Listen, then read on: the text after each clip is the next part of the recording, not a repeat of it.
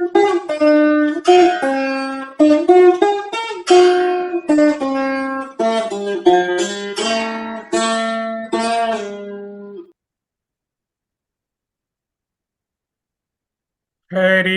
ओम् श्रीगुरुभ्यो नमः। शास्त्रं शरीरमीमांसा देवस्तु परमेश्वरः आचार्याः शङ्कराचार्याः सन्तु मे जन्मजन्मनि।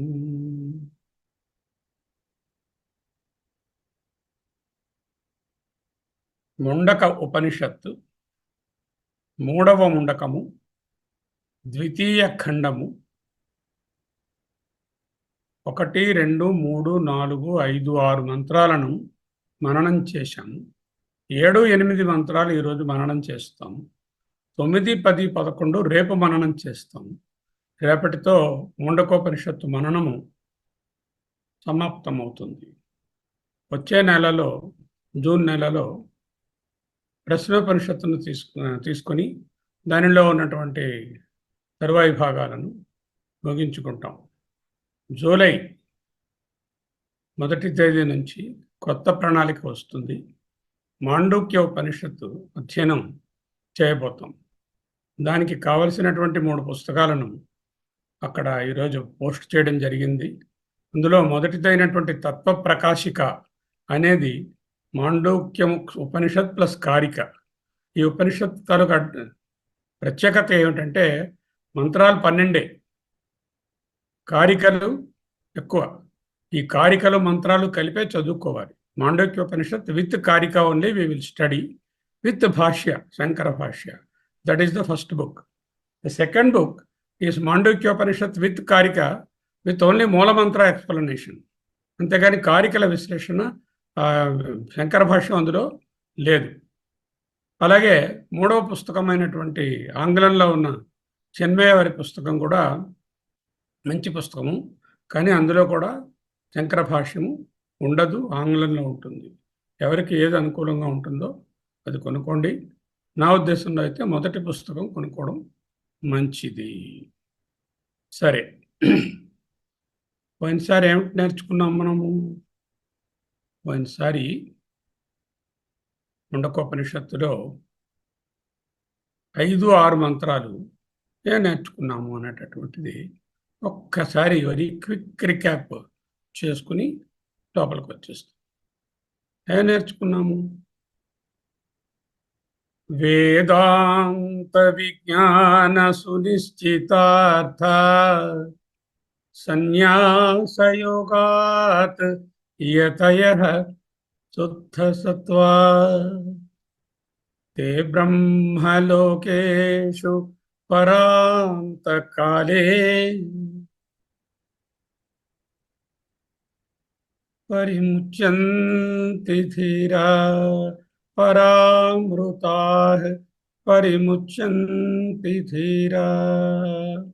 ధీరులైనటువంటి ఆ మహాత్ములు వేదాంత విజ్ఞాన సునిశ్చిత బోధనల వలన, సన్యాసయోగము వలన, ఇంటర్నల్ రెన్యూన్సియేషన్ అని చెప్పుకున్నాం కదా, ఆంతరంగికమైనటువంటి వైరాగ్యముతో, అత్యంత వైరాగ్యంతో వాళ్ళు ఆ బ్రహ్మలోకాలను తే బ్రహ్మలోకేషు పరాంతకాలే. పరాంతకాలం అంటే ఎప్పుడో చనిపోయిన తర్వాత మనలాగా అంతకాలం కాకుండా వాళ్ళకు మళ్ళీ జన్మలేనటువంటి స్థితి యందు బ్రహ్మను పరామృత పరిముష్యంతి అని చదువుకున్నాం.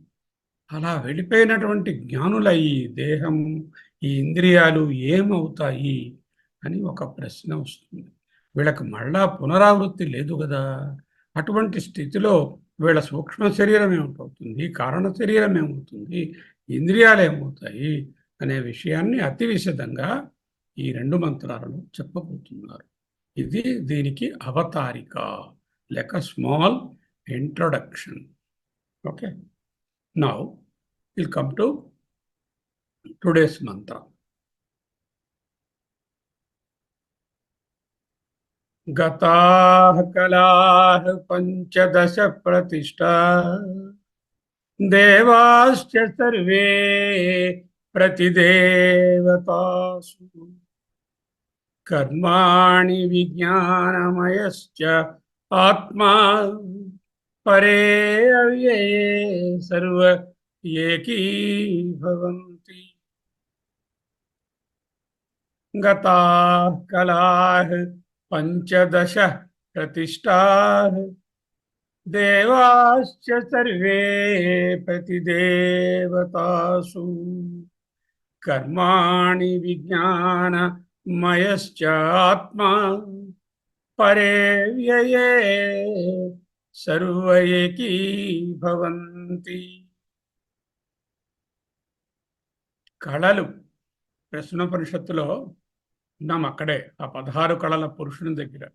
ఆ కళలు పంచదశ కళలు ఏమిటంటే అక్కడ 16 అన్నారు, ఇక్కడ 10 షోడశ కళ పురుషుడు ఉన్నారు, ఇక్కడ పంచదశ కళ పురుషుడు అంటున్నారు.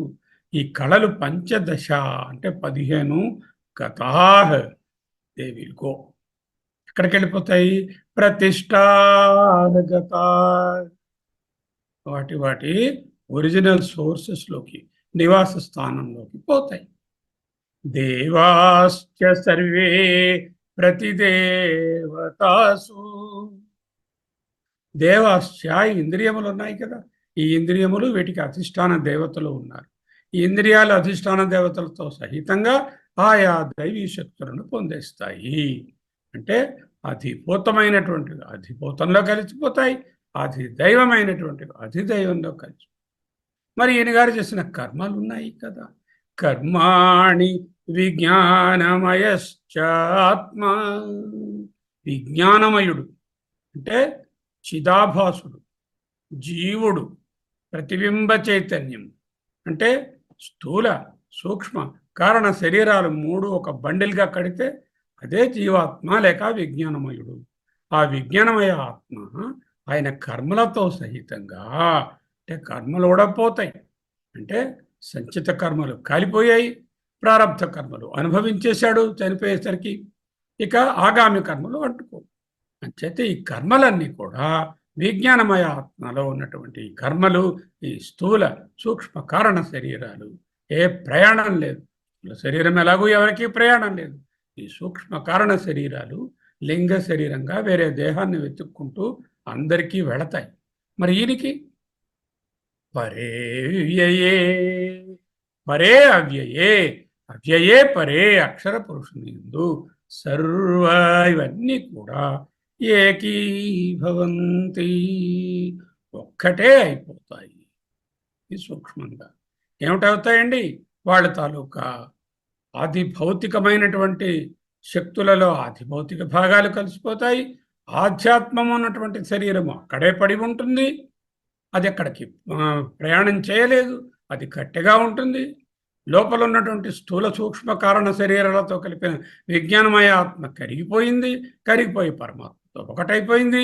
ఇక ఇంద్రియ శక్తులు అంటూ ఉన్నాయి కదా, ఇంద్రియాలు స్థూలంగా ఉన్నా ఇంద్రియ శక్తులన్నీ ఉన్నాయి.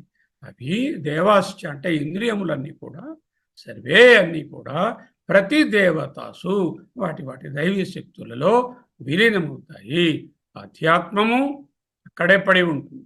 సూక్ష్మ సూక్ష్మ స్థూల శరీరాలు, స్థూల శరీరం అక్కడే ఉంటుంది, సూక్ష్మ కారణ శరీరాలు పరబ్రహ్మలో కలిసిపోతాయి.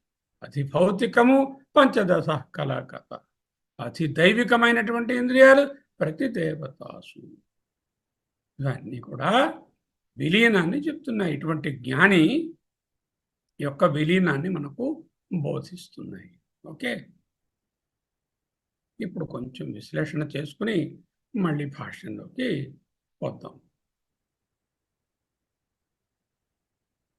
గతా కళాః పంచదశ ప్రతిష్టా దేవాశ్చ సర్వే ప్రతిదేవతాసు కర్మాణి విజ్ఞానమయశ్చ ఆత్మా పరే వ్యయే సర్వ ఏకీభవంతి. 15 కళలు వాటి వాటి రెస్పెక్టివ్ ఎబోర్డ్స్, వాటి ప్లేసెస్కు, వాళ్ళ హోమ్కి వెళ్ళిపోతాయి. ఎక్కడి నుంచి వచ్చాయో అక్కడికి వెళ్ళిపోతాయి. అధిష్టాన దేవతలు ఉన్నారు ఇంద్రియాలకు, వాళ్ళు ఏం చేస్తారు? వాటి దైవీ శక్తులలో విలీనమైపోతారు. ఇక విశ్వ తైజస ప్రాజ్ఞులతో కూడినటువంటి జీవాత్మ కర్మలతో పాటుగా విరాట్లో కలిసిపోతాడు. విశ్వడు పోయి విరాట్లోనూ, తైజసుడు హిరణ్య గర్భుడులోను, ప్రాజ్ఞుడు ఈశ్వరుడితోనూ కూర్చుపోతాడు. కర్మలు విలీనమైపోయాయి. ఇక చైతన్యము మాత్రమే మిగిలి ఉన్నది. ఈ చైతన్యము పరమాత్మతో ఏకమైపోతుంది. ఇప్పుడు స్థూలంగా మనం తెలుసుకోవలసినటువంటి ముఖ్యమైన అంశం ఏమిటంటే విశ్వ జాగ్రత్త అవస్థ స్థూల శరీరము, అదే స్థూల ప్రపంచం విరాట్ అంటారు. విశ్వడు వ్యష్టి అవుతే విరాట్ సమష్టి. స్థూల శరీరము స్థూల ప్రపంచం.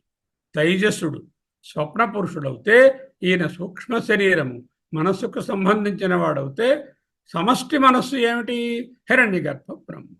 అంటే సూక్ష్మ శరీరము తైజసుడు, సూక్ష్మ ప్రపంచము హిరణ్యగర్భ బ్రహ్మ. స్థూల శరీరము విశ్వడు, స్థూల ప్రపంచం విరాట్.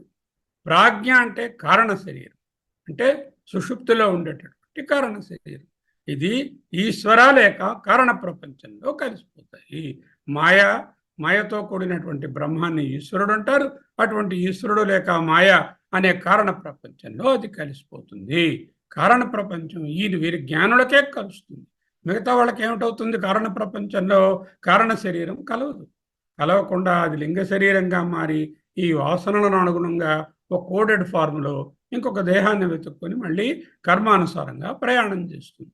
జ్ఞానికి సూక్ష్మ కారణ శరీరాల ద్వారా తయారైన లింగ శరీరము లింగ్యతే ఇది అనేనా, దేని చేత సూచించబడుతుందో రాబోయే జన్మ, అది లింగ శరీరం. అది ఏమిటి? సూక్ష్మ కారణ శరీరాల సమాహారం. అది జ్ఞానులకైతే ఎక్కడికి వెళ్ళదు. సూక్ష్మ శరీరం సూక్ష్మ ప్రపంచంలోనూ, కారణ శరీరం ఈశ్వరుని లేక కారణ ప్రపంచంలోనూ కలిసిపోతుంది. మనలాంటి వాళ్ళకి అయితే అది మళ్ళీ జన్మ కోసం తయారై వెళుతూ ఉంటుంది. ఇవి ఏమిటండి? స్థూల శరీరము విశ్వడు, సూక్ష్మ శరీరము తైజసుడు, కారణ శరీరము ప్రాజ్ఞుడు, ఇవన్నీ ప్రతిబింబ చైతన్యాలు, చిదాభాసలు అంతే కదా. మరి విరాట్ దగ్గర స్థూల ప్రపంచము, సూక్ష్మ ప్రపంచము, కారణ ప్రపంచం. స్థూల ప్రపంచాన్ని సూత్రాత్మ అని కానీ విరాట్ అని కానీ అనవచ్చు. హిరణ్యగర్భ బ్రహ్మ అనేటటువంటిది సూక్ష్మ ప్రపంచం అవుతుంది. సూక్ష్మ శరీరం తాలూకా సమష్టి లక్షణము. అలాగే మాయా లేక ఈశ్వరుడు అనేది కారణ శక్తి. ఇవన్నీ కూడా ప్రతిబింబ చైతన్యాలు. ఆయా ప్రతిబింబాల చైతన్యాలలో కలిసిపోతాయి. మరి ఈయనలో చైతన్యం ఉంది కదా, సాక్షి చైతన్యం. ఈ ఉపాధిలో స్థూల సూక్ష్మ కారణ శరీరాలతో పాటుగా సాక్షి అనబడే చైతన్యం ఉన్నది కదా. నన్ను చెప్పుకున్నాం సాక్షి అంటే ఏమిటి? ఉన్నటువంటి చైతన్యము ప్లస్ ఉపాధి ఈజ్ ద సాక్షి. ఈ సాక్షి అనేటటువంటిది సాక్షిభావాన్ని పోగొట్టుకుంటుంది. ఎందుకంటే స్థూల సూక్ష్మ కారణ శరీరాలు లేవు కదా చనిపోయిన తరువాత. ఈ చైతన్యంగానే ఉంటుంది. ఈ చైతన్యము ఆ చైతన్యము రెండు ఒక్కటే కదా. కుండలో ఉన్నటువంటి ఆకాశము, బయట ఉన్న ఆకాశము ఒకటే కదా. అంచేత ఆ పరబ్రహ్మలో లయమైపోతుంది. పంచదశ కళా అన్నారు.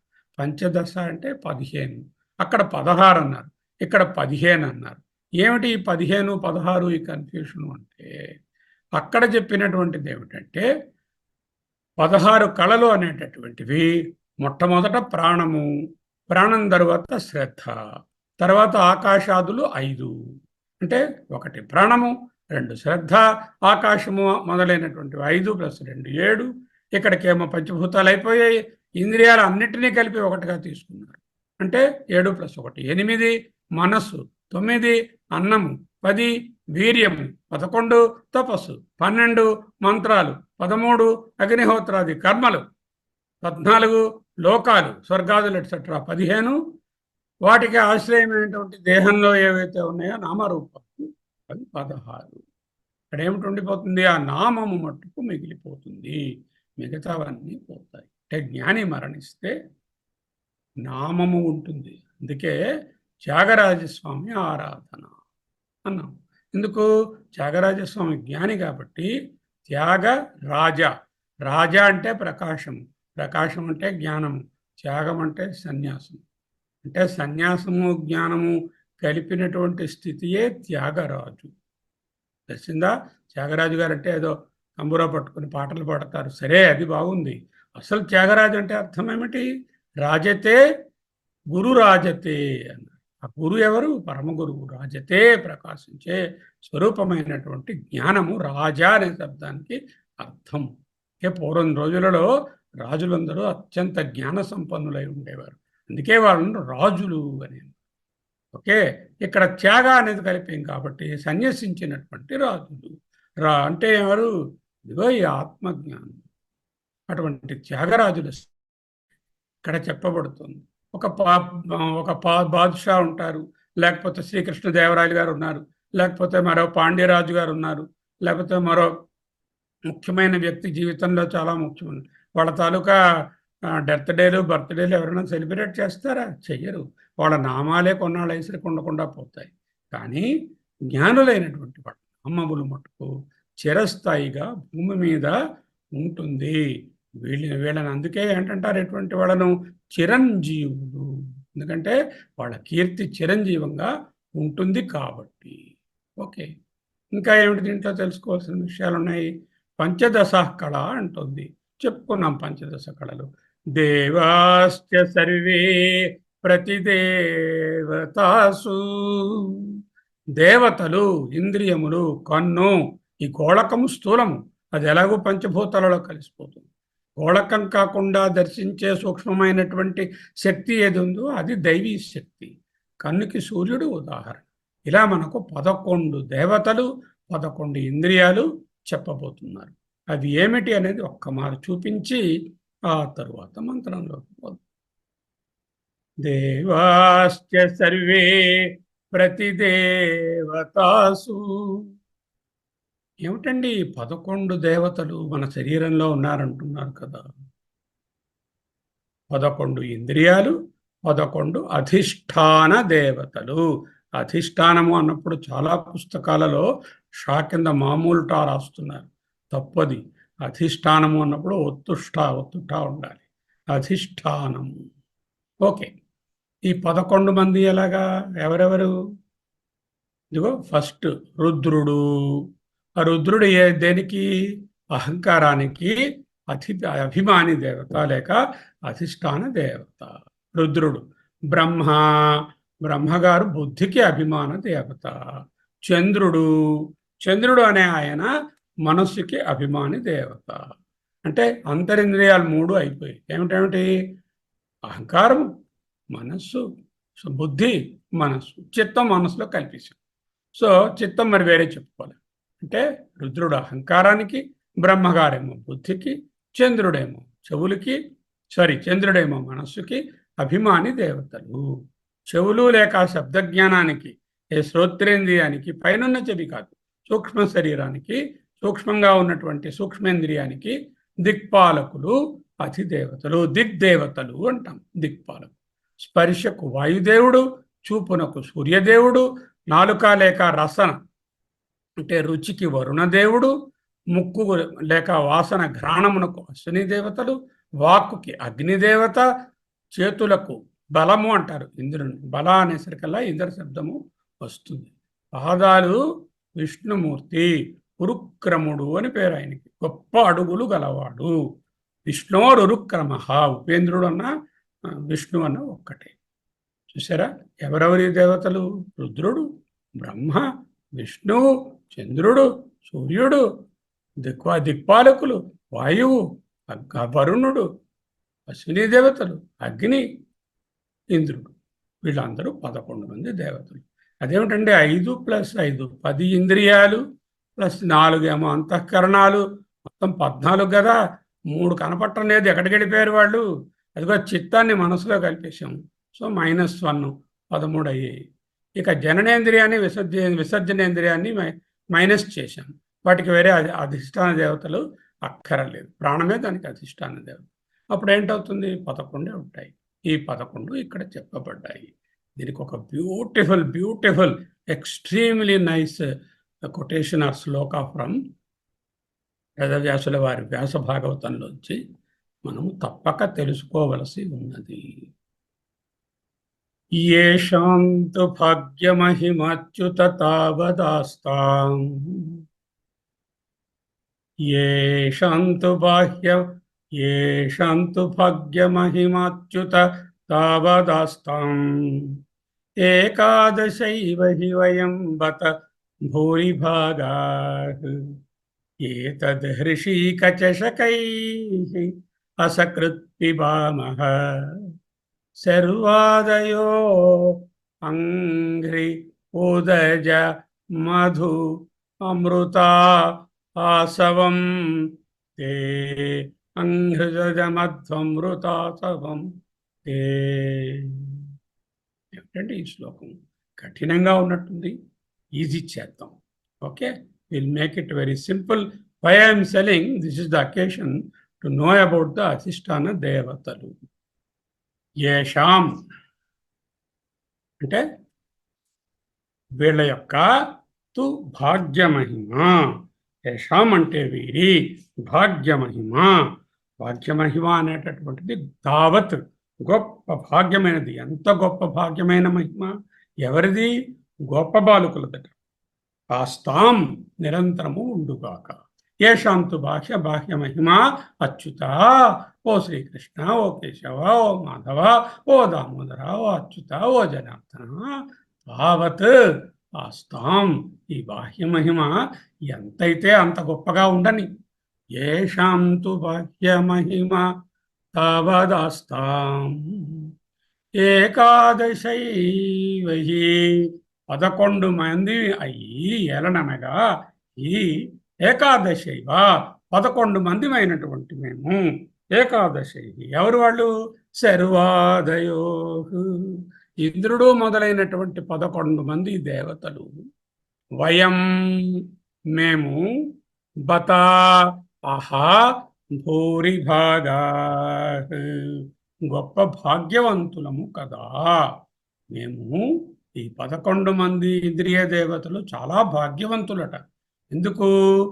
ఏతత్ హృషీక చక్ర చషక రస చషకై, ఏతత్ ఈ ఇంద్రియాలనే, హృషీక ఇంద్రియాలనే చషక గిన్నెలతో, చషకై అసకృత్ ఒక్కసారి. అసకృత్ అంటే మాటి మాటి, సకృత్ అసకృత్. అసకృత్ అంటే మాటి మాటికి పిబామహ తాగుతున్నాం, పిబామహ గ్రోలుచున్నాం. ఏమిటి? ఒక్కొక్క ఇంద్రియము ఒక్కొక్క గిన్నె చేసుకుని ఆ పరమాత్మ తత్వాన్ని ఆస్వాదిస్తున్నాయి. ఇంద్రియాలు పరమాత్మ స్వరూపము కదా. ఇంద్రియాలను తప్పుగా వాడితే అవి మనకు పని చేయకుండా పోతాయి. జాగ్రత్తగా జ్ఞాపకం పెట్టుకో. ఏమిటి తాగుతున్నట్ట వీళ్ళు? అంఘ్రీ పాదములు, ఓదజ పుట్టిన, మధు తేనె, అమృత అనే అమృత, ఆసవం రసంను, తే నీ యొక్క, ఓ అచ్యుత తే నీ యొక్క అంఘ్రీ పాదములనే, ఉదయ పాదముల నుండి ఉదజ పుట్టిన మధు అమృత మధ్వమృత అవుతుంది. మధు అంటే తేనె, అమృత అంటే అమృతం. తేనె అనే అమృత అసవం, అమృత రసాన్ని సర్వాదయో అసకృత్ పిబామహ, సర్వాదులైనటువంటి మేము 11 మంది కూడా అసకృత్ మాటి మాటికి, ఏతత్ హృషీక చషకై ఇంద్రియములనే గిన్నెల ద్వారా బాగా త్రాగి, కథ అయ్యో ఏం చెప్తాం, ఆహా భూరిభాగా ఎంత గొప్పవాళ్ళమయ్యాము. ఎవరము? వయం మేము. కానీ గోపాలకులో వాళ్ళు వాళ్ళ 11 ఇంద్రియాలన్నీ మీదే పెట్టారు. కాబట్టి వాళ్ళు 11 ఇంద్రియాలని నిన్నే త్రాగుతున్నారు. వాళ్ళ యొక్క భాగ్య మహిమ ఓ అచ్యుత తవదాస్తాం, ఇంత అంతని చెప్పడానికి వీలు లేనంతగా ఉండును గాక. ఏషాంతు భాగ్యమహిమచ్యుత తవదాస్తాం ఏకాదశైవ హి వయం బత భూరిభాగాః ఏతద్ హృషీక చషకైః అసకృత్ పిబామహ శరువాదయో అంఘ్రి ఉదజ మధు అమృత ఆసవం తే. భావం ఏమిటి? ఒక్కొక్క దేవుడు ఒక్కొక్క ఇంద్రియానికి 11 మంది దేవతలను చూపించాం. ఒక్కొక్క ఇంద్రియానికి అధిష్టాన దేవతలు. అందువల్ల ఏం చేస్తున్నారు వాళ్ళు? ఆ ఇంద్రియం ద్వారా వచ్చినటువంటి భగవతత్వాన్ని కొంత భాగాన్ని 1/11 పార్ట్ని ఎంజాయ్ చేస్తున్నారు. అలా ఎంజాయ్ చేసి గొప్ప మహిమని పొందారు వాళ్ళు కూడా. భూరిభాగా వయం భూరిభాగా ఏకాదశైవ శర్వాదయో. ఏం చేసి అంగ్రి ఉసజ మధు అమృత ఆసవం తే సకృత్ పిబామహ ఎతద్ ఋషిక చషకై. ఋషికములు అంటే ఇంద్రుడు, ఇంద్రియములు. ఋషికేశుడు అంటే ఇంద్రియములకు రాజు, ఇంద్రియములకు ప్రభు. అందుకే హృషికేశ, దామోదర, పద్మనాభ, హృషికేశ అంట. ఋషికములు అనగా ఇంద్రియములు అని అర్థం. ఇప్పుడు ఈ గొప్ప బాలకుల తాలూకా గొప్పతనం ఏమిటిట? ఈ ఒక్కొక్క ఇంద్రియము ఒక్కొక్క ఇంద్రియ అనుభవం ద్వారా భగవంతుడిని సేవించుకుంటున్నాయి. ఈ గోపాల బాలకులు ఏం చేస్తున్నారు? ఈ 11 ఇంద్రియాలను పట్టుకెళ్ళి ఆయన మీదే పెట్టారు. మరి అప్పుడు వారి తాలూకా మహిమ ఎంత ఉంటుంది? అంత గొప్ప ఉంటుంది. ఏమిటి ఆ 11 ఇంద్రియాలు? అహంకారము, బుద్ధి, మనస్సు అనే అంతరింద్రియాలు, చూపు, స్పర్శ, వాక్కు, రసన, తర్వాత ఏమన్నా వినికిడి అనేటటువంటి 5 జ్ఞానేంద్రియాలు, కాళ్ళు, చేతులు, మాట అనేటటువంటి కర్మేంద్రియాలు కలిపితే 11 అయ్యాయి. 3 కర్మేంద్రియాలు, 5 జ్ఞానేంద్రియాలు, 8 అంతఃకరణాలు, 3 చేతస్సును మనసుతో కలిపేస్తాయి. ఈ 11 ఇంద్రియాలు ఇప్పుడు బొమ్మలో చూపించాను కదా, ఇవి 11 ఇంద్రియాలు. పోతన గారు ఏం రాశారు దీనికి ఈక్వలెంట్ పద్యం? చూడండి, కళ్ళు తిరిగిపోతున్నాయి. ఏకాదశేంద్రియాధీసులు చంద్రాదులు ఏను పాలాక్షుండు ఇట్లు చూడ. ఏకాదశ ఇంద్రియాధీశులమైనటువంటి మేము చంద్రాదులు, ఏను అంటే నేను బ్రహ్మగారు, పాలాక్షుండు, బ్రహ్మ అంటున్నారు ఈ మాటలు. పాలాక్షుడు అంటే ఆ రుద్రుడు. ఇట్లు చూడ పదునే ఉరము నడపకయ ఇంద్రియ పాత్రముల, ఇంద్రియములనే పాత్రలతో నీ పదంభోజముల మరందమృతంబుగా త్రావి.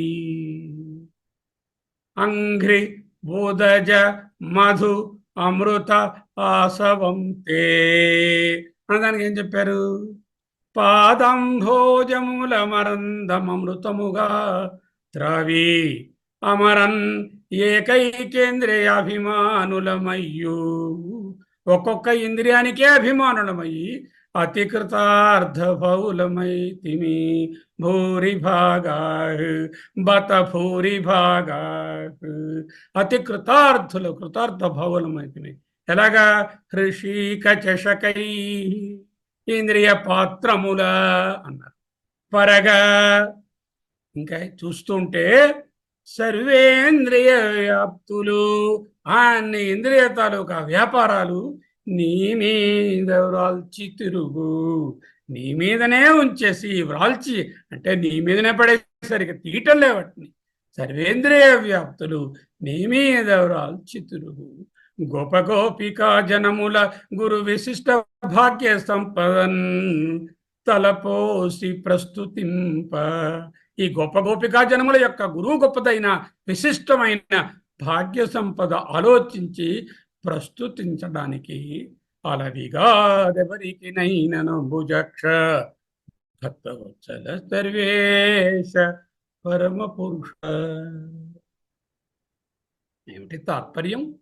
ఇదిగో జాగ్రత్తగా పట్టుకోండి. వాక్కు, అగ్నిదేవుడు దీనికి అభిమాని దేవత. చెడు వాక్కులను మాట్లాడితే, తప్పుగా పలికితే, వేస్ట్గా టైం వేస్ట్ చేసి మాట్లాడితే అగ్నిదేవత శపిస్తుంది, మన వాక్కు పడిపోతుంది. ఇంతమందికి పెరాలిసిస్ వచ్చి మాట రాలేదంటారే, కారణం ఏమిటి? ఇటువంటిదే అయి ఉండవచ్చు. రెండో ఇంద్రియము కన్ను, చూడరానివన్నీ చూస్తూ, చూడకూడనివన్నీ చేస్తూ ఉంటే ఆ చూపు కూడా మందగించి బ్లైండ్నెస్ వస్తుంది.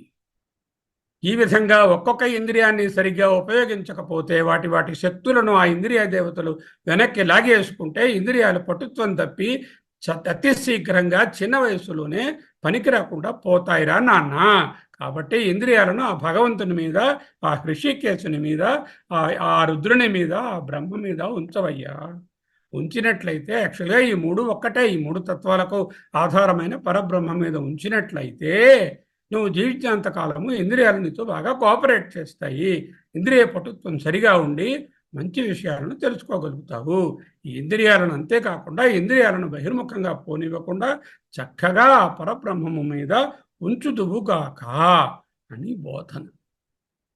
ఏషాంతు భాగ్యమహిమచ్యుత తావదాస్తాం ఏకాదశైవ హి వయం బత భూరిభాగాః ఏతత్ హృషీకచషకైః అసకృత్ పిబామః శర్వాదయో అంఘ్రియుదజ మధు అమృతాసవంతే.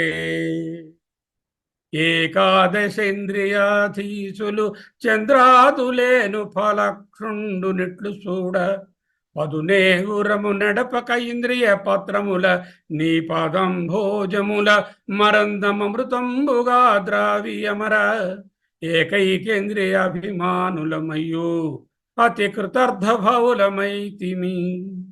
పరగ సర్వేంద్రియ వ్యాప్తులు నీ మీద వ్రాల్చి తిరుగు గోప గోపికా జనముల గురు విశిష్ట భాగ్య సంపదన్ తలపోసి ప్రస్తుతింప అలవిగాదవరికినైనా అంబుజాక్ష. ప్రాపర్గా భాగవతాన్ని, వ్యాస భాగవతాన్ని, పోతన వారి భాగవతాన్ని పక్క పక్కన పెట్టుకొని చదివితే అర్థంతో పాటుగా లక్ష్యార్థంతో ఉపనిషత్తులు వేరే అక్కరలేదు అనిపిస్తుంది. చూడండి ఈ పద్యం ఎలా ఉందో. ఏలా బ్రహ్మపదంబు, what for is the Brahmaloka or Satyaloka or బ్రహ్మగారి స్థానము, హిరణ్య గర్భ బ్రహ్మస్థానము నాకు వద్దు. ఏలా బ్రహ్మపదంబు వేదములకున్ వీక్షింపగారని, వేదాలతో కూడా తెలుసుకోలేనటువంటి ఆ పరతత్వాన్ని నిన్ను, ఎవరా పరతత్వము? ఇదిగో సగుణ సాకార రూపమైనటువంటి ఆ కృష్ణ పరమాత్మ ఈ లోకంబున ఈ వనంతరమునంది మందలో. బ్యూటిఫుల్. ఈ లోకంబున, in this very place and very time and very body, ఇహైవ ఇక్కడే నీలోకంబున ఈ వనంతరమునంది మందలు కృష్ణయంచు, కృష్ణ కృష్ణ కృష్ణ కృష్ణయంచు ఆలాపాది మాటలు మొదలైనటువంటివి సమస్త భావములు, ఏ అన్ని ఇంద్రియ వ్యాపారాలను ఆలాపము మొదలైన అంటే వాక్కు మొదలైన ఇంద్రియ వ్యాపారాలను సమస్త భావములను నీ అందే సమర్పించు. నీ మీదే ఉంచినటువంటి, అంటే ఇంద్రియాలు ఇటు అటు పోనీయకుండా అంతర్ముఖం చేసి పరమాత్మ దర్శనం చేస్తున్న అటువంటి ఈ వ్రేలందు ఈ గొప్ప బాలుకల యందలి ఒక్కని పాదరేణువులు పై వేష్టించినందలదే. ఒక్కడి పాదధూళి తీసుకుని ఒక రేణువుని తల మీద పెట్టుకుంటే చాలదా? ఏలా బ్రహ్మపదంబు, ఏలా బ్రహ్మపదంబు పరివేష్టించినందలదే. ఈ వ్రేలందొక్కని పదరేణువులు పై వేష్టించినందలదే. ఎలా బ్రహ్మపదంబు వేదములకున్ వీక్షింపగారాని నిన్నీ లోకంబున ఈ వనంతరమునంది మందలో కృష్ణ కృష్ణ కృష్ణ కృష్ణయనుచున్ ఆలాపాది సమస్త భావములు నీ యందే సమర్పించు. ఈ వ్రేలందు, ఈ గోపాలకుల యందు ఒక్కని పదరేణువులు పై వేష్టించినందలదే ఎలా బ్రహ్మపదంబు. ఎందుకు నాకు సత్యలోకము, ఎందుకు నాకు బ్రహ్మలోకము, ఎందుకు నాకు హిరణ్యగర్భ బ్రహ్మగారు నా ఇంద్రియాలను జాగ్రత్తగా బయటికి పోనివ్వకుండా అంతర్ముఖం చేసి నీ యందే ఉంచినట్లయితే అది చాలదా? అలా చేసినటువంటి గోపబాలుల యొక్క, అంటే అటువంటి జ్ఞానుల యొక్క పాదధూళియే అంత మహిమ కలిగినది అయితే మరి నా ఇంద్రియాలను నీ మీద పెడితే, అంటే నిధిధ్యాసన చేసి అహం బ్రహ్మాస్మి లేక అహమస్మి శివోహం సోహం అని తెలుసుకుంటే ఎలా బ్రహ్మపదంబు. Most moving poems and the shlokas. Okay. ఎలా బ్రహ్మపదంబు, ఎలా బ్రహ్మపదంబు ఈ వ్రేలందొక్కని పదరేణువులు పై వేష్టించినందలదే ఎలా బ్రహ్మపదం. సో ఇటువంటి ఇంద్రియ దేవతలు ఏం చెప్పుకున్నాం, 11 మంది. వాళ్ళు వాళ్ళ దైవీ శక్తులలో కలిసిపోతారు. అది అయిపోయింది కదా, కలిస్తే కలిశారు. మనం కలవనివ్వకుండా ఉంటే కలవరు, మనం ఇక్కడే ఉంచుకుంటా ఉంటే వీలవదు కదా, పట్టుకుపోతారు. చనిపోయిన తర్వాత ఆ శక్తులు పోతాయి, కానీ కారణ శరీరం మీకు విజ్ఞానమయశ్చాత్మ, విజ్ఞానమయాత్మ కూటస్థాత్మ, కూటస్థుడు విజ్ఞానమయుడు చిదాభాసుడు విశ్వతైజస ప్రాజ్ఞులనే శరీర త్రయంతో ఉన్నటువంటి వాడు. ఈ మూడుటిని కలిపి జీవాత్మ, జీవుడు అంటాం. ఆయన కర్మాణి విజ్ఞానమయశ్చాత్మ, కర్మలతో సహితంగా కలిసిపోతారు. ఎందులో కలిసిపోతారు? కర్మలా లేవు. ఎందుకు? సంచిత కర్మలు పోయాయి. ఆగామి కర్మలు అంటావు. ప్రారంధమా నశించిపోయింది, చనిపోయాడుగా. చనిపోయాక ఇంకా కోర్టు కేసులు ఉండవుగా ఎవరికి, అని పోయి ప్రారంధం. అయితే ఇక చైతన్యం ఉంది, అదేమవుతుంది? పరే వ్యయే సర్వయకీ భవంతి, పరే అవ్యయే సర్వయకీ భవంతి. అంతా పరమాత్మలో లయం పొందుతుంది. విశ్వ తేజస్సు ప్రాజ్ఞులు వరుసగా విరాట్ హిరణ్య గర్భ ఈశ్వరులలో ఆ క్రమంలో లయం పొందుతారు. జ్ఞాని నేను బింబ చైతన్యాన్ని గుర్తించాడు కాబట్టి ఆ సాక్షిభావం పోగానే, ఆ దేహం పోగానే శుద్ధ చైతన్యంగా మిగిలి శుద్ధ చైతన్యంలో కలిసిపోతాడు. ఇది పాయింట్. సరే, ఇప్పుడు వీళ్ళు భగవత్పాదులు ఏమన్నారు? గతా కళా పంచదశ ప్రతిష్టా దేవాశ్చ సర్వే ప్రతిదేవతాసు కర్మాణి విజ్ఞానమయశ్చాత్మా పరే వ్యయే సర్వయేకీ భవంతి. యాహ దేహారంభికా కళాః, దేహాన్ని ఆరంభించినటువంటి 16 కళలు ఉన్నాయి కదా, ప్రాణాదులు. తాహ్ అవి స్వాహ్ వాటి స్వగృహాలకు, ప్రతిష్ట వాటి అంశములలో, స్వం కారణం గతా ఏ కారణముల నుంచి పుట్టాయో, స్వాహ వాటి యొక్క స్వం వాటివైనటువంటి కారణం, ప్రతిష్టా గతా పొందినవి, భవంతి ఇత్యర్థ. ప్రతిష్ట ఇది ద్వితీయ బహువచనం. ప్రతిష్టా అనుంది అక్కడ. ప్రతిష్టా అంటే వాటి స్థానముల యందు అని ఉంది. వాటి స్థానముల యందు అని అంటే ఏమిటి? మరి 15 కళలు ఉన్నాయి కదా, ఈ 15 కళలు బహువచనంగా చెప్పబడింది. పంచదశ సంఖ్యకా ప్రతిష్టా యాహ్ అంత్య ప్రశ్న పరిపఠితా. ఆఖరి ప్రశ్నోపనిషత్తులో అంత్య ప్రశ్న 6వ ప్రశ్నలో పరిపఠితా పరిగణింపబడినవో, చెప్పబడినవో, ప్రసిద్ధా దేవా ప్రసిద్ధమైనటువంటి ఇంద్రియ దేవతలు, దేహాశ్రయా దేహాన్ని ఆశ్రయించుకున్నటువంటి ఈ ఇంద్రియ శక్తులు, సూర్యాది శక్తులు, ఇంద్రాది శక్తులు, చక్షురాధికరణ స్థాహ్ వీళ్ళు ఎక్కడున్నారు? చక్షువు మొదలైనటువంటి కర్ణముల యందు స్థాహ్ ఉన్నవారై సర్వే వాళ్ళందరూ ప్రతిదేవతాసు చక్షు ఆదిత్యునందు, చక్షురాధికరణస్థ ఆదిత్యాదిషు, ఇది రెస్పెక్టివ్ స్థానములు, స్వాహ స్థానాలు అన్నట్టుగా ఆయా దేవతల యందు గతాః భవంతి ఇత్యర్థ. ఆ 11 దేవతలు ఎవరు, ఆ కలవడం అంటే ఏమిటి, ఆ ఇంద్రియాలను ఎలా వాడాలి, ఆ వేదవ్యాసుల వారి బోధన ఏమిటి, పోతన గారి అద్భుతమైన తెలుగు పద్యాలు ఏమిటి అని చూశాం.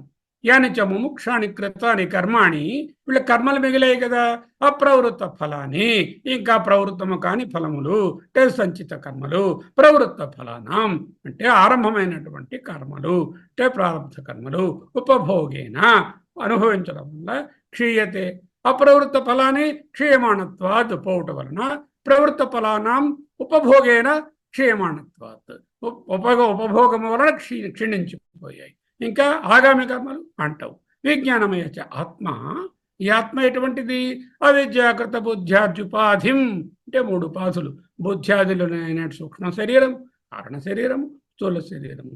ఆత్మత్వేన మత్వా నేనే అనుకుని విజ్ఞానమయుడు ఉన్నాడు. ఎలాగా, జలాదిషు సూర్యాది ప్రతిబింబవత్, సూర్యచంద్రవత్, జలచంద్రవత్, సూర్య జల సూర్యవత్, జలచంద్రవత్, సూర్యాది ప్రతిబింబవత్.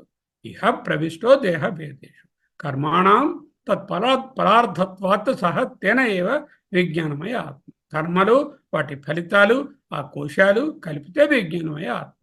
అత విజ్ఞానమయ కర్మ, వాడు కూడా పోయాడు, విలీనమైపోయాడు. ఇక్కడ విరాట్లోనేమో విశ్వడు, సమష్టి హిరణ్య గర్భుడిలోనేమో తైజస్సుడు, ఈశ్వరుని యందు ప్రాజ్ఞుడు విలీనమైపోయాడు. ఏతే కర్మాణి, ఈ కర్మాణి విజ్ఞానమయ అత్యుపాసన అయిపోయింది కదా, అయిపోయింది అంతే. కించ తర్వాత నెక్స్ట్ ఘటాకి ఆకాశ, నెక్స్ట్ మంత్రం చదువుకుందాం.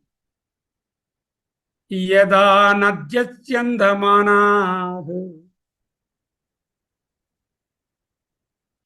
యదా నద్యః స్యందమానాః సముద్రే హస్తం గచ్చంతి నామరూపే విహాయ.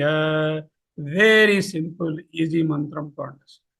యథా, ఏ విధముగా, స్యందమాన నద్యా అంటే ప్రవహిస్తున్నటువంటి నదులు, సముద్రే అస్తం గచ్చంతి సముద్రమునందు కనబడకుండా పోతాయి. అస్తం గచ్చంతి, అస్తం అంటే ఇక తెలియకుండా పోవడం. అస్తం గచ్చంతి, సూర్యుడు అందుకే అస్తమిస్తున్నాడు అంటాడు. సూర్యుడు పోయాడు, చనిపోయాడు అనం కదా. ఎందుకు అస్తమిస్తున్నాడు, కానరాకుండా పోయాడు, మళ్ళీ కానొస్తాడు పొద్దున్న. అస్తం గచ్చంతి అంటే కనబడకుండా పోతాయో అంటే నదులు సముద్రం ముందు చేరినప్పుడు ఇది మిసిసిపి, ఇది డనువే, ఇదేమో నైలు, ఇది గోదావరి, ఇది కావేరి, ఇది ఇంకోటి అని తెలుస్తుందా, తెలియదు కదా. నామరూపే విహాయ తథా, అదే విధముగా విద్వాన్, ఇదిగో ఈ జ్ఞాని, నామరూప విముక్త, నామరూపముల నుంచి విముక్తి పొందినవాడై అంటే దేహం నుంచి విముక్తి పొందినవాడై, నామరూపములతో ఉంటేనే దేహము, దేహం నామరూపాలు కలిగి ఉంటే ప్రాణం, ప్రాణం పోతే నామరూపాలు ఉండవు. ఇప్పుడు బాడీ అండి, బాడీ తీయండి, బాడీ అంటారు, అక్కడ పేరు పెట్టి చెప్పరు. బాడీ ఎత్తండి, బాడీ తీయండి. నామరూపాద్ విముక్త యావత్ పవనో నివసతి దేహే తావత్ పృచ్ఛతి కుశలం గేహే గతవతి వాయౌ దేహాపాయే భార్యా బిభ్యతి తస్మిన్ కాయే. యావత్ పవనో నివసతి దేహే తావత్ పృచ్ఛతి కుశలంగే గతవతి వాయౌ, వాయువు కాస్త పోతే దేహాపాయే భార్యా బిభ్యతి తస్మిన్ కాయే. విద్వాన్ నామరూపాద్ విముక్తః పరాత్పరం పురుషముపైతి దివ్యం. పరాత్ పరం పురుషం దివ్యం ఉపైతి. ఈయన భాష ఆ పరాత్పరం అన్న దగ్గర చూడాలి, మిగతాదంతా చాలా అర్థమైపోయింది. అదేం లేదు. యథా నద్యోః గంగాద్యాః స్యందమానాః గచ్చంత్యః సముద్రే సముద్రం ప్రాప్య. ఏ విధముగా నదులు చందమానాః ప్రవహిస్తున్నవి, సముద్రే సముద్రం ప్రాప్య గచ్చంత్యః. అస్తం అదర్శనం అంటే కనబడకుండా పోవడం. అవి అవిశేష ఆత్మభావం, స్వరూపముగా తెలియకపోవడం. వాటి తాలూకా గంగానది రూపము, గోదావరి రూపము మనకు తెలియదు కదా. గచ్చంతి ప్రాప్నువంతి నామరూపం చ నామరూపే విహాయ హిత్వా, పోగొట్టుకుని. తథా అదే విధముగా అవిద్యాకృత నామరూపాద్విముక్త సన్, అవిద్యతో కల్పించబడినటువంటి అనాత్మకు చెందిన ఈ దేహానికి చెందిన నామరూపాదులు పోగా విద్వాన్ ఆ జ్ఞాని పరాత్ అక్షరాత్ పూర్వోక్తాత్ పరం. ముందు చెప్పాము, పరాత్ అంటే ఆ పూర్వోక్తాత్ పరం దివ్యం పురుషం యథోక్త లక్షణం ఉపైతి గచ్చతి ఉపగచ్చతి. ఆ పరం అంటే ఏమిటో ఇక్కడ చూడాలి ఆయన. పరే అవ్యయే అంటే పరే అవ్యయే అనంతే అక్షయే బ్రహ్మణి ఆకాశకల్పే అజే అజరే అమృతే అభయే అపూర్వే అనపరే అనంతరే అబాహ్యే అద్వయే శివే శాంతి. చాలనా? ఆ పరే అన్నమాటకు అర్థం. అవ్యయే వినాశము లేనిది, అనంతే అంతము లేనిది, అక్షయే క్షయము లేనిది, బ్రహ్మణి బ్రహ్మయందు, ఆకాశ కల్పే ఆకాశము వంటి వ్యాపకము కలిగినది, అజే పుట్టుక లేనిది, అజరే ముసలితనం లేనిది, అమృతే మరణము లేనిది, అభయే భయము లేనిది, అపూర్వే అంటే ముందు లేదు, అనంతరే తరువాత లేదు అంటే పూర్వపరాలు లేవు అంటే కార్యము కాదు కారణము కాదు, అబాహ్యే బాహ్యం కాదు, అద్వయే ద్వయం రెండు లేనిది, శివే మంగళమైనటువంటిది, శాంతే శాంతమైనది. ఇవి ఒక్కొక్కటి కూడా రోజు నిత్యాసం చేసుకోవచ్చు. అహం అనంతోస్మి, అహం అక్షయోస్మి, అహం ఆకాశోస్మి, అహం అమృతోస్మి, అహం అపూర్వోస్మి, అహం అనపరేస్మి, అహం అబాహ్యేస్మి, అహం అద్వయేస్మి, అహం శివేస్మి, అహం శాంతేస్మి. ఎవ్రీథింగ్ ఈజ్ ఎ నిత్యాసన వర్డ్ హియర్. సర్వే ఏకీభవంతి అవిశేషతం గచ్చంతి, విశేషములు లేకుండా అయిపోతారు. ఏకత్వం ఆపద్యంతే జలాద్యాధారాపనైనేవ. ఇది చెప్పాలా? సూర్యాది ప్రతిబింబా సూర్యే ఘటాద్యపనైనే ఇవ ఆకాశే ఘటాద్యాకాశ. ఏ ఇదిగో సూర్యుడున్నారు, ఘటములో సూర్యుడు ప్రకాశిస్తున్నారు. ఈ ఘటాన్ని తొలగించేశాము, అప్పుడు ఈ ఘటంలో ఉండే సూర్యుడు ఏమయ్యారు? అదిగో ఆ సూర్యుడు తగ్గ వేరే సూర్యుడు మరి లేడుగా, ఆ సూర్యుడే ఇక్కడ కనబడుతున్నాడు. ఘటంలో ఉన్న నీళ్లు తీసేస్తే సూర్యుడు అక్కడే ఉన్నాడు. అలాగే ఈయన కూడా అక్కడికి వెళ్ళి కలిసిపోయాడంటే కలవడం వెళ్ళడమే ఉండదు. అదే ఇక్కడ కనిపిస్తోంది. ఆ కనిపించడం ఇప్పుడు లేదంతే. అలాగే ఘటాద్యపనయనైవ ఆకాశే, ఘటము పోతే ఆకాశం ఏమైంది? ఘటాకాశము మహాకాశంలో ఉండిపోయింది కదా. అది ఎప్పుడు మహాకాశమే. ఘటముగాను ఉన్నప్పుడు, ఘటము విరిగినప్పుడు, ఘటము లేనప్పుడు కూడా అది మహాకాశమే కదా. ఏం బ్యూటిఫుల్ గా రాశారు. జలాద్యాధారాపనయనే ఇవ సూర్యాది ప్రతిబింబ, సూర్యే ఘటాద్యపనయనే ఇవ ఆకాశే ఘటాద్యాకాశ. ఈ పరమాత్మ తాలూకా పరే అవ్యయే అనే దాని తాలూకా ఈ మాటల మట్టుకు మనసులో అలా ప్రింట్ చేసుకుని నిధిధ్యాసన చేయాలి. పరే అవ్యయే బ్రహ్మణి, పరే బ్రహ్మణి అవ్యయే అనంతే అక్షయే ఆకాశకల్పే అజే అజరే అమృతే అభయే అపూర్వే అనపరే అనంతరే బాహ్యే అద్వయే శివే శాంతే సర్వే ఏకీభవంతి అవిశేషత. 2 మంత్రాలు సూపర్ మంత్రాలు. ఏమవుతుంది అనేటటువంటి విషయాన్ని చక్కగా చెప్తున్నాయి. ఎలా చెప్పాయి?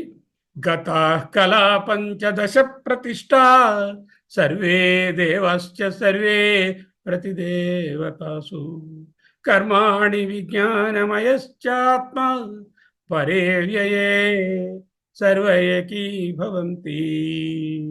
ఇంకొక దృష్టాంతాన్ని ఉపనిషత్తు ఇస్తుంది. యథా నద్యశ్చందమానాః సముద్రే అస్తం గచ్చంతి నామరూపే విహాయ. మీకు ఈజీగా అర్థమవుతుందండి ఈ ఉపనిషత్ మంత్రం తాలూకా అర్థం అంటూ భగవత్పాదులు ఇక్కడ చెప్తున్నారు మనకు కూడా. యథా ఏ విధముగా అయితే నద్యాహ్ నదులు, స్యందమానాహ్ నద్యాహ్ ప్రవహిస్తున్నటువంటి నదులు. స్యంద అంటే టు ఫ్లో అన్నట్టు. స్యందమాన స్యందనము అంటే రథము. The movement of chariot will be like a pravaha, like a flow, as fast as the flow of Ganges. అందుకే దాన్ని స్యందనం. స్యందమానాహ్ సముద్రే అస్తం గచ్చంతి, సముద్రమునందు అస్తం గచ్చంతి, విశేష భావము తెలియకుండా కనుమరుగవుతాయి. నామరూపే విహాయ, ఏ విధంగా నామరూపాలను పోగొట్టుకుని అంటే వాటి ఐడెంటిటీ లేకుండా అయిపోతాయో, తథా విద్వాన్ నామరూపాద్ విముక్త, ఈ జ్ఞాని నామరూపముల నుంచి విముక్తుడై పరాత్పరం, ఆ పరే అవ్యయ అని చెప్పాం కదా, ఆ పరాత్పరుని పురుషం దివ్యం ఉపైతి. పురే సేతి ఇది పురుష, పురమునందు ఉండేవాడు, పురమనగా దేహము. అందుకే ఇహైవాంత శరీరే, ఇహైవంత శరీరే పురుష అంటే పురుష డెఫినిషన్ అదిరా. ఇహైవంత శరీరే పురుష అంటే పురుషేతే ఇది పురుష కూడా చక్కగా వాదించవచ్చు. అయితే శరీరానికి పరిమితం చెయ్యొద్దు అని చెప్పుకున్నాం. ఇక్కడతో ఈయన గారి భాష్యం అయినది. ఒకసారి దీంట్లో ఏమైనా విశేషాలు ఉన్నాయా అనేటటువంటి దాన్ని చూసేసి ఎండ్ చేసుకోవచ్చు ఈరోజు. నద్యః స్యందమానా సముద్రే అస్తం గచ్చంతి, నిరంతరం ప్రవహించే నదులన్నీ కూడా సముద్రంలో లయమైపోతున్నప్పుడు ఎలా వచ్చాయి నదులు అసలు? వాటి కారణం ఏమిటి? అగో ఆ సముద్రం నీళ్ళే సూర్యుని ద్వారా ఆదానము చేయబడి, అందుకే ఆయన ఆదిత్యుడు. ఆదానాత్ ఆదిత్య అంటే సూర్యుని ద్వారా పీల్చబడి మేఘాలయ్యి వర్షాలయ్యి, ఆ వర్షాలు మళ్ళీ కొండల మీద పడి, కొండల మీద నుంచి నదులుగా కిందకు ప్రవహించి వేరువేరు రూపాలను పొంది, వేరువేరు లవణాలను వాటితో కలుపుకుంటూ, వేరువేరు రుచులతో, వేరువేరు ఖనిజ సంపద మీద నుంచి వెళ్ళినప్పుడు వచ్చినటువంటి metallic taste and taint and ఫ్లేవర్తో ఈ నది ఈ పర్టికులర్ ఫ్లేవరు, ఈ పర్టికులర్ రుచి, ఈ పర్టికులర్ రంగు అనేటటువంటి ప్రత్యేకమైనటువంటి స్పెషాలిటీస్తో ఉన్నటువంటి ఆ నదులు నామరూపే విహాయ, నామరూపాలను కోల్పోయి కలిసిపోతాయి. అజ్ఞాని యొక్క జీవాత్మ కూడా ఏమవుతుంది? అజ్ఞాని యొక్క జీవాత్మ, అజ్ఞాని తాలూకా ఇంద్రియాలు ఇంద్రియ శక్తుల్లో కలిసిపోతాయి. పంచభూతాల్లో వచ్చిన పంచభూతాల్లో కలిసి, మరి స్థూల శరీరము ఏమవుతుంది? స్థూల శరీరం పంచభూతాల్లోకి పోయింది. సూక్ష్మ శరీరము కారణ శరీరము రెండూ కలిసి లింగ శరీరమై ఇంకో ప్రయాణం కట్టేస్తాయి. ఓకే, ప్రాణాలు వాయువుల్లో కలిసిపోయి, ఇక ఈయన చైతన్యం శుద్ధ చైతన్యమే. ఎప్పుడు ఈయన చైతన్యాంశము చైతన్యంగానే కలిసిపోతుంది. చైతన్యం అయిపోయింది, కానీ ఈయన మళ్ళీ పుట్టుకెందుకు వచ్చింది? అదిగో ఆ సూక్ష్మ శరీరము ఆ లింగ శరీరం ఉండడం వలన మళ్ళీ పెట్రోల్ ఉంది. ఏ పెట్రోల్ ఉండడం వలన మళ్ళీ హీజ్ రిజెక్టెడ్ ఇంటూ ఏ నెక్స్ట్ జన్మ. ఎందువల్ల జన్మ వస్తుంది అంటే నీ వలనేరా వస్తుంది అన్నారు. ప్రస్తుత పరిషత్తులో చెప్పారు కదా, నీ కర్మల వలననే, మనస్సు వలననే వస్తుంది. మనస్సు అంటే సంకల్పాలు, సంకల్పాలంటే కర్మలంటే క్రియలు, ఆ క్రియలంటే ఫలితాలు, ఆ ఫలితాలంటే పుణ్యపాపాలంటే లోకాలంటే అనుభవాలు, వచ్చే దేహాలు. పురుషము పైకి వ్యావహారికంగా చూస్తే ప్రతిబింబ చైతన్యం అంతా ప్రతిబింబ చైతన్యం కలిసిపోయి, నిజమైన చైతన్యం ఏదైతే ఉన్నదో ఇంతకుముందు సాక్షి అనబడేది, ఇప్పుడు సాక్షిత్వం పోయింది. ఆ చైతన్యంలో కలిసిపోయింది. పురుషము పైకి పరమాత్మలో కలుస్తాడు. ఎటువంటి పరమాత్మలో కలుస్తాట? పరాత్ పరం, పరము కంటే పరము. అయితే మొదటి పరం ఏదండి? అదిగో మొదటి పరము హిరణ్యగర్భ బ్రహ్మ లేక మాయ లేక ఈశ్వరుడు లేక మాయను మొదటి పరంగా చెప్పుకుంటే దానికే పరమైనటువంటి మాయ కన్నా శ్రేష్టమైన పరమ.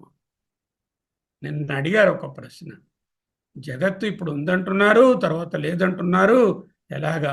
జగత్తు లేదని ఎవరు చెప్పలేదు, మిథ్యా అన్నారు. అంతే. జగత్తు అసత్యం అనలేదు, బ్రహ్మ సత్యం. బ్రహ్మ అంటే ఏమిటి? ఇప్పుడు చదివాం, అవిశేష అని మొదలుపెట్టి వరాసగా ఒక డజన్ విశ్లేషణలతో అది చెప్పుకున్నాం. అవన్నీ కూడా లక్షణాలు, స్వభావ లక్షణాలు, స్వరూప లక్షణాలు కావు కదా. అవన్నీ తటస్థ లక్షణాలు. ఆ తటస్థ లక్షణాలు కలిగినటువంటి బ్రహ్మమే జగత్తు. జగత్తు బ్రహ్మము కంటే వేరు కాదు. అంటే జగత్తు లేదు అంటే నామరూపాత్మకంగా విభిన్నాత్మకంగా జగత్తు లేదు. నువ్వు భార్యని చూసినా, కొడుకుని చూసినా, ఎవరిని చూసినా చైతన్యాన్ని చూస్తున్నావు అని తెలుసుకోవడమే బ్రహ్మసత్యం జగన్మిథ్య. జగన్మిథ్య అంటే ఎదురుగుండా కనిపిస్తున్న ల్యాప్టాప్ లేదండి, ఇదేమో నా అంతర్ధానం అయిపోయింది, హస్తం గచ్చంతి అని చెప్పడానికి కాదు. బ్రహ్మ సత్యం, Brahma is the real existence. Existence absolute అన్నదే సృష్టి అంతా ఉన్నది అన్న. బ్రహ్మ లేకుండా ఎలా పోతాడు? బ్రహ్మ సృష్టి అందు ఉండనే ఉన్నాడు. అయితే ఏమిటి పోతాయి? నా సర్పం పోయింది, తాడక్కడే ఉంది. ఆ సర్పభావన పోయింది, జగత్తులో ఉన్న నానాత్వం పోయింది. ఆ నానాత్వం లేకుండా దర్శించడమే నైహ నానా అస్తి కించన. ఈ జగత్తునందు బ్రహ్మము తప్ప నానా అస్తి నకించన, కొంచెం కూడా ఏది లేదు అని తెలుసుకోవడమే జగన్మిథ్య. బ్రహ్మ సత్యం జగన్మిథ్య. మరి జీవుడి సంగతి ఏమిటంటే, వీడికి ఎక్కడుంది? వీడిలో ఉన్నటువంటి దేహభావాన్ని తీసేసాం కదా, తిక్కు తొక్క ఆ ఉపాధి బాధ తీసేసాం. తీసిస్తే వీడి చైతన్యం. సో ఈ చైతన్యం జీవో బ్రహ్మ ఇవ నా పర. అంతేగాని నా వేదాంతం చెప్పిందండి, ఎదురుగుండా ల్యాప్టాప్ ఉందండి కానీ అది లేదండి అని అర్థం కాదు అక్కడ. అంటే నానాత్వము లేనటువంటి ఏకత్వమైన బ్రహ్మను జగత్తునందు చూడటమే బ్రహ్మ సత్యం జగన్మిథ్య. అంటే అప్పుడు కారణం అయ్యాడు ఈ జగత్తుకి, ఈ నామరూపాలకి అంటే, అబ్బాయి ఆయన ఏం కారణం కాదండి, ఆయన ఎప్పుడూ కారణం కాడు. ఎందుకు? ఆయన ఎప్పుడూ ఒకే స్వరూపము. ఆ స్వరూపమునందు అంశములు లేవు, కళలు లేవు, విభాగాలు లేవు, నానాత్వం లేదు. నేహ నానాస్తి కించన, ఉన్నదంతా ఏకత్వమే. అదే బ్రహ్మ. బ్రహ్మైవ సర్వం కల్విదం.